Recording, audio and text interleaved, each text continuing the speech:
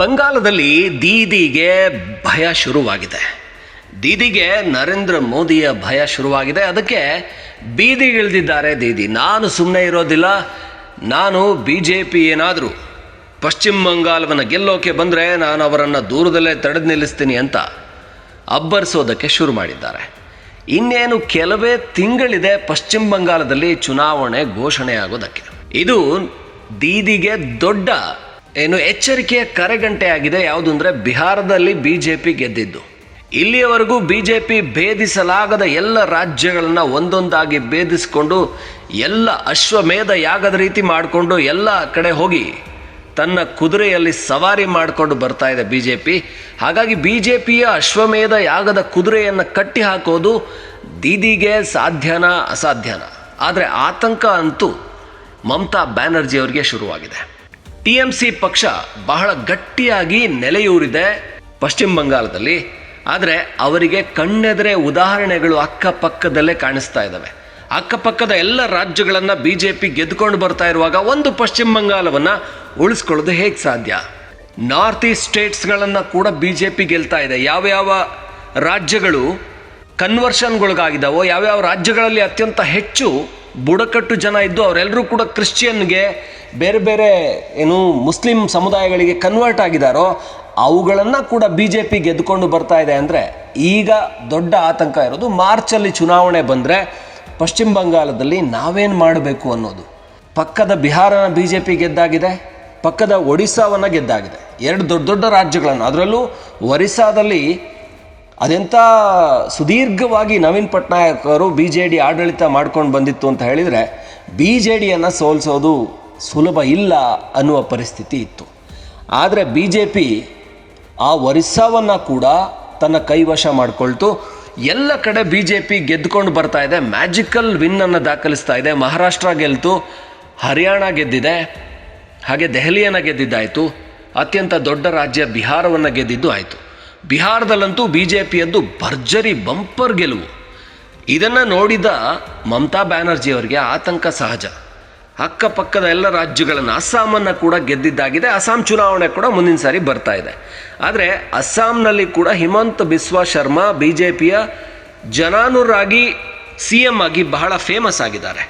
ಅಲ್ಲಿ ಜನರಿಗೆ ಹತ್ತಿರ ಆಗೋದ್ರಲ್ಲಿ ಹಿಮಂತ ಬಿಸ್ವಾ ಶರ್ಮಾ ಹಿಂದೆ ಕಾಂಗ್ರೆಸ್ನವರಾಗಿದ್ದರೂ ಕೂಡ BJPಗೆ ಬಂದ ನಂತರ ಅವರ ಸಂಪೂರ್ಣ ಮನಸ್ಥಿತಿಯ ಬದಲಾಗಿ ಅವರು ಅಲ್ಲಿ ಆಗ್ತಾ ಇರುವಂತಹ ಮತಾಂತರವನ್ನು ತಡೆಯೋದಕ್ಕೆ ಕಠಿಣ ನಿಯಮಗಳನ್ನು ತರ್ತಾ ಇದ್ದಾರೆ. ಅಲ್ಲಿ ಡೆಮೋಗ್ರಫಿ ಚೇಂಜ್ ಆಗ್ತಾ ಇದೆ. ಅಂದರೆ ಹಿಂದೂಗಳನ್ನು ಮತಾಂತರಿಸಿ ಮುಸ್ಲಿಮರನ್ನಾಗಿ ಮಾಡಲಾಗ್ತಾ ಇದೆ ನಿರಂತರವಾಗಿ. ಅದನ್ನು ತಡೆಯುವ ಕೆಲಸಗಳನ್ನು, ಮದರಸಾಗಳನ್ನು ಶಾಲೆಗಳನ್ನಾಗಿ ಬದಲಾಯಿಸುವ ಕೆಲಸ, ಹಾಗೆಯೇ ಒಂದಕ್ಕಿಂತ ಹೆಚ್ಚು ಪತ್ನಿ ಹೊಂದಿದರೆ, ಪತ್ನಿತ್ವವನ್ನು ಹೊಂದಿದರೆ 7 ವರ್ಷ ಶಿಕ್ಷೆಯ ಕಾನೂನನ್ನು ಇತ್ತೀಚೆಗಷ್ಟೇ ಜಾರಿ ಮಾಡಿದ್ದಾರೆ. ಈ ಥರ ಸುತ್ತಮುತ್ತ ಇರುವ ಎಲ್ಲ ರಾಜ್ಯಗಳನ್ನು BJP ತನ್ನ ಕೈವಶ ಮಾಡ್ಕೊಂಡು ಕೂತಿರುವಾಗ ಒಂದೇ ಒಂದು ರಾಜ್ಯನ ತಾನು ಉಳಿಸ್ಕೊಳ್ಳೋದು ಹೇಗೆ? ಅದರ ನಡುವೆ SIR ಅಂತ ಸ್ಪೆಷಲ್ ಇಂಟೆನ್ಸಿವ್ ರಿವ್ಯೂವನ್ನು ಮಾಡ್ತಾ ಇದೆ ಚುನಾವಣಾ ಆಯೋಗ. ಅದು ಚುನಾವಣಾ ಆಯೋಗದ ಸಾಮಾನ್ಯ ಕೆಲಸ. ಅಂದರೆ ಪ್ರತಿ ರಾಜ್ಯದಲ್ಲೂ ಕೂಡ ಯಾರ್ಯಾರು ಮತದಾರರ ಪಟ್ಟಿಯಿಂದ ಎರಡೆರಡು ಮತ ಹಾಕ್ತಾ ಇದ್ದಾರೋ, ಬೇರೆ ಬೇರೆ ಕಡೆ ಕೆಲಸ ಒಂದು ಕಡೆ ಮಾಡ್ತಾರೆ, ಮನೆ ಒಂದು ಕಡೆ ಇರುತ್ತೆ, ಇಲ್ಲೊಂದು ಓಟ್ ಇರುತ್ತೆ, ಅಲ್ಲಿ ಓಟ್ ಹಾಕ್ತಾ ಇರ್ತಾರೆ.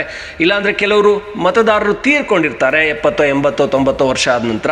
ಇಲ್ಲಾಂದರೆ ಕೆಲವರು ಮದುವೆ ಆಗಿ ಹೆಣ್ಮಕ್ಳು ಬೇರೆ ರಾಜ್ಯಕ್ಕೆ ಹೋಗಿರ್ತಾರೆ, ಇಲ್ಲ ಬೇರೆ ಜಿಲ್ಲೆಗೆ ಹೋಗಿರ್ತಾರೆ. ಹಾಗಾಗಿ ತವ್ರ ಮನೆಯ ಓಟು ಮತ್ತು ಗಂಡನ ಮನೆಯಲ್ಲಿ ಅಲ್ಲಿ ಕೂಡ ಒಂದು ಓಟ ಇರುತ್ತೆ. ಇದನ್ನು ಈ ರೀತಿ ಒಂದಷ್ಟು ಬದಲಾವಣೆಗಳಾಗಿರೋದನ್ನು ಪರಿಷ್ಕರಣೆ ಮಾಡಬೇಕು. ಅದಕ್ಕೋಸ್ಕರ SIR ಮಾಡಲಾಗ್ತಾ ಇದೆ.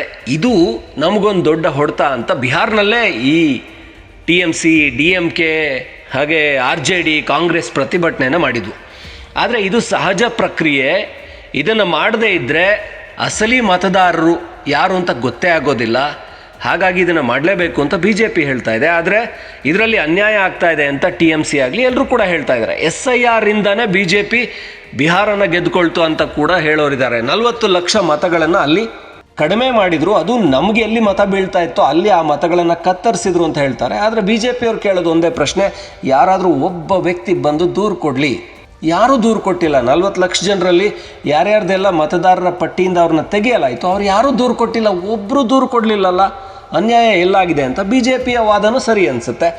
ಆದರೆ ಚುನಾವಣಾ ಆಯೋಗ ತನ್ನ ಕೆಲಸವನ್ನು ಮಾಡ್ಕೊಂಡು ಹೋಗ್ತಾ ಇದೆ. ಇದು ದೀದಿಗೆ ಯಾಕೆ ತಲೆ ಬಿಸಿ ಅಂತ ಹೇಳಿದರೆ, ಬಿ ಜೆ ಪಿ ಏನು ಈ ಸೀಮಾಂಚಲ ಭಾಗದಲ್ಲಿ ಬಿಹಾರದಲ್ಲಿ ಹೇಳಿತ್ತು, ನೋಡಿ ನುಸುಳುಕೋರರು ನಿಮ್ಮ ಅನ್ನವನ್ನು ಕದೀತಾ ಇದ್ದಾರೆ ಬಿಹಾರದ ಜನರದ್ದು, ಹಾಗಾಗಿ ಅವರಿಗೆ ನಿಮ್ಮ ಅನ್ನ ಸಿಗಬೇಕಾ ಅಥವಾ ನಿಮ್ಮ ರಾಜ್ಯದವ್ರಿಗೆ ಸಿಗಬೇಕಾ? ಈ ಕಾಂಗ್ರೆಸ್ಸು RJD ಬಂದರೆ ಮತ್ತೊಮ್ಮೆ ಈ ಸೀಮಾಂಚಲ ಭಾಗದಿಂದ ಬಂದು ಯಾರ್ಯಾರೆಲ್ಲ ನುಸುಳುಕೋರರು ಅಂದರೆ ಇದರ ಅರ್ಥದಲ್ಲಿ ಬಹುತೇಕ ರೋಹಿಂಗ್ಯಾಗಳು, ಮುಸ್ಲಿಮರು, ಬಾಂಗ್ಲಾದೇಶ ಭಾಗದಿಂದ ಬಂದವರು, ಅವರು ನಿಮ್ಮ ಅನ್ನವನ್ನು ಕಸಿತಾ ಇದ್ದಾರೆ. ಅವ್ರಿಗೆ ರೇಷನ್ ಕಾರ್ಡ್, ಅವ್ರಿಗೆ ವೋಟರ್ ID ಮಾಡಿಕೊಟ್ಟು ಕಾಂಗ್ರೆಸ್ ಅಲ್ಲಿ ಗೆಲ್ತಾ ಇದೆ, ಅವ್ರಿಗೆ ಓಟ್ ಹಾಕಬೇಡಿ ಅಂತ ಹೇಳಿ RJD ಕಾಂಗ್ರೆಸ್ಗೆ ಓಟ್ ಹಾಕಬೇಡಿ ಅಂತ ಅಮಿತ್ ಶಾ ಹೇಳಿದರು.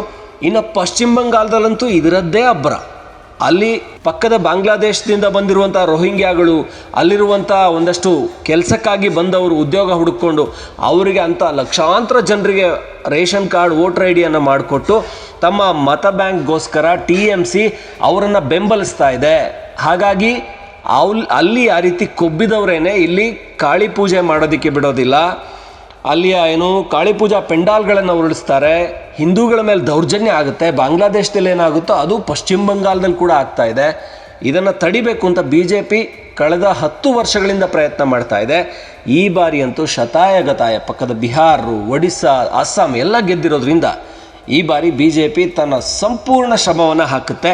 ಇದು ದೀದಿಗೆ ಆಗ್ತಾ ಇರುವಂಥ ಟೆನ್ಷನ್. ಹಾಗಾಗಿ ಈ ಬಾರಿ ಮೋದಿಯನ್ನು ತಡಿತಾರ ದೀದಿ ಎದ್ದು ನಿಂತು ಬೀದಿಗೆ ಬಂದು ಪ್ರತಿಭಟನೆ, ದೊಡ್ಡ ಆಕ್ರೋಶವನ್ನು ಹೊರ ಹಾಕೋದಕ್ಕೆ ಕಾರಣ ಆಗ್ತಾ ಇರೋದೇ ಈ BJPಯ ಅಬ್ಬರ, BJP ಒಂದೊಂದೇ ರಾಜ್ಯಗಳನ್ನು ಗೆದ್ಕೊಂಡು ಬರ್ತಾ ಇರುವಂಥ ವೇಗ. ಹಾಗಾದರೆ ಇದು ಮುಂದೆ ಏನಾಗುತ್ತೆ, ಯಾವ ಲೆವೆಲ್ಗೆ ಹೋಗುತ್ತೆ? ಮಾರ್ಚ್ನಲ್ಲಿ ಚುನಾವಣೆ ಆದರೆ ಈ ಬಾರಿ ಅತ್ಯಂತ ದೊಡ್ಡ ರಾಜ್ಯಗಳಲ್ಲಿ ಈಗಾಗಲೇ 3 ಗೆದ್ಕೊಂಡಿರುವಂಥ BJP ಇನ್ನೆರಡನ್ನು 5 ದೊಡ್ಡ ರಾಜ್ಯಗಳಲ್ಲಿ 3 ಗೆದ್ಕೊಂಡಿದೆ. ಒಂದು ಮಹಾರಾಷ್ಟ್ರ, ಮತ್ತೊಂದು ಉತ್ತರ ಪ್ರದೇಶ, ಮತ್ತೊಂದು ಬಿಹಾರ, ಈಗ ಇದೆ ಪಶ್ಚಿಮ ಬಂಗಾಳ. ಇದನ್ನು ಗೆಲ್ಲುತ್ತಾ BJP ಅನ್ನೋದು ದೊಡ್ಡ ಪ್ರಶ್ನೆಯಾಗಿ ಕಾಡ್ತಾ ಇದೆ. ಇಲ್ಲಿಯವರೆಗೂ ಕೂಡ BJPಗೆ ಗೆಲುವಿಗೆ ಅವಕಾಶ ಮಾಡಿಕೊಡದ ಎಲ್ಲ ರಾಜ್ಯಗಳು ಕೂಡ ನೆಲ ಕಚ್ತಾ ಇದ್ದಾವೆ. ಈಗ ಬಿಹಾರನೇ BJP ಅತ್ಯಂತ ದೊಡ್ಡ ಪಕ್ಷವಾಗಿ ಹೊರಹೊಮ್ಮಿದೆ. ಹಾಗಾಗಿ BJPಗೆ ಇದು ಯಾವ ದೊಡ್ಡ ಚಾಲೆಂಜು ಅಲ್ಲ ಅಂತ ಒಂದು ಕಡೆ ಅನಿಸಿದರೆ, ಇನ್ನೊಂದು ಕಡೆ ಮಮತಾ ಬ್ಯಾನರ್ಜಿ ಭ್ರಷ್ಟಾಚಾರ ಕಡಿಮೆ ಇಟ್ಕೊಂಡಿರೋದ್ರಿಂದ, ಭ್ರಷ್ಟಾಚಾರದ ವಿಚಾರದಲ್ಲಿ ಬಹಳ ಯಾವುದೇ ರೀತಿಯ ಕಪ್ಪು ಚುಕ್ಕೆಗಳನ್ನು ಭಾಳ ಇಟ್ಕೊಂಡಿಲ್ಲ, ತಕ್ಕ ಮಟ್ಟಿಗೆ ಒಂದು ಕ್ಲೀನ್ ಹ್ಯಾಂಡ್ ಅಂತ ಅನ್ಬೋದು. ಹಾಗೆಯೇ ಯಾವುದೇ ಕುಟುಂಬ ರಾಜಕಾರಣಕ್ಕೂ ಕೂಡ ದೊಡ್ಡ ಅವರಿಗೆ ಹೆಸರನ್ನು ಕೆಡಿಸ್ಕೊಂಡಿಲ್ಲ. ಈ ಎಲ್ಲ ಕಾರಣಗಳಿಂದ BJPಗೆ ಸವಾಲಾಗಿದ್ದಾರೆ. ಹೇಗೆ ಬಿಹಾರದಲ್ಲಿ ನಿತೀಶ್ ಕುಮಾರ್ ಇದ್ದಾರೋ ಹಾಗೆಯೇ ಅದೇ ರೀತಿ ಬಿಳಿ ಸೀರೆಯನ್ನು ಹಾಕ್ಕೊಂಡು ಪಶ್ಚಿಮ ಬಂಗಾಳದಲ್ಲಿ ಮಮತಾ ಬ್ಯಾನರ್ಜಿ ಇದ್ದಾರೆ. ಸೊ ಅವರನ್ನೇನಾದರೂ ಸೋಲಿಸುತ್ತಾ ಈ ಬಾರಿ BJP ಅನ್ನೋದು ಒಂಥರ ಯಕ್ಷ ಪ್ರಶ್ನೆಯ ರೀತಿ ಕಾಡ್ತಾ ಇದೆ. ಹಾಗೇನಾದರೂ ಆದರೆ ನಿಜಕ್ಕೂ ಇಡೀ ದೇಶದಲ್ಲಿ BJPಗೆ ಉಳಿಯೋದು ತಮಿಳುನಾಡು ಮಾತ್ರ. ಅದು ಕೂಡ ಪಶ್ಚಿಮ ಬಂಗಾಳ ನಂತರ ಬರುತ್ತೆ. BJPಗೆ ಆನೆ ಬಲ ಬಂದಂಗೆ ಆಗುತ್ತೆ. ಸದ್ಯ ಏನು ತಯಾರಿ ನಡೀತಾ ಇದೆ, ಈ ಒಂದು ಚುನಾವಣೆಗೆ BJP ಯಾವ ರೀತಿಯಲ್ಲಿ ಮುನ್ನುಗ್ಗುತ್ತೆ ಅನ್ನೋ ಕುತೂಹಲವಂತೂ ದೇಶಾದ್ಯಂತ ಇದೆ.